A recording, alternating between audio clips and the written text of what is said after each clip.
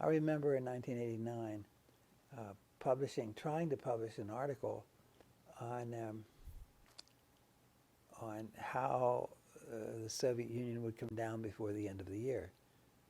And that was the best expert our people right there had, because it's just coming apart. And nobody would publish it. I tried 8 or 9 journals. Nobody would publish it. And it was pretty, it was not wild. It was pretty tame and well argued, I thought. Until finally Steve Forbes published it in Forbes magazine, because he knew the same materials. And it happened pretty much like that. It just, in the Czech Republic,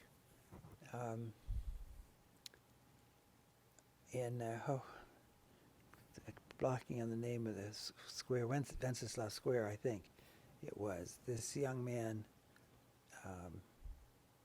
burned himself alive as a symbol of the hopelessness, but of the longing for freedom. And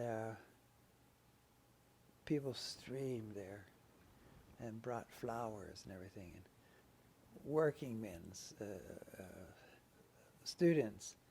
And there was a little factory just off the side of it where a man got up on a beer keg and said, "We hold these truths to be self-evident, that all men are created equal and endowed by their Creator with inalienable rights, among which are life, liberty, and the pursuit of happiness." And he led the whole factory, breweries is what I think it was, out to join the students. And it was, as they called it, the Violet Revolution. The aim was not to create violence. The aim was not to vent anger, but just to assert calmly, insistently, bravely their liberty and the illegitimacy of any others who pretended to be rulers.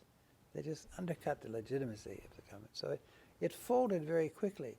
One reason for that, we believe, is that Gorbachev had been in China at the time of the huge rebellion in Peking, in the square, where the tank, remember the movies of the tank, came down on these youngsters, protesters trying to drive them out. And every time the tank turned a little bit, a young man stood up in front of him to stop it. Every time it turned a little bit, he'd jump in front of him again. And it just was so funny watching this little man move the tank. And it showed kind of the helplessness of it. Well, they did kill a lot of people in the end. And Gorbachev, so it's thought, determined that was not going to happen in the Soviet Union. And that made that's where the test of wills was won.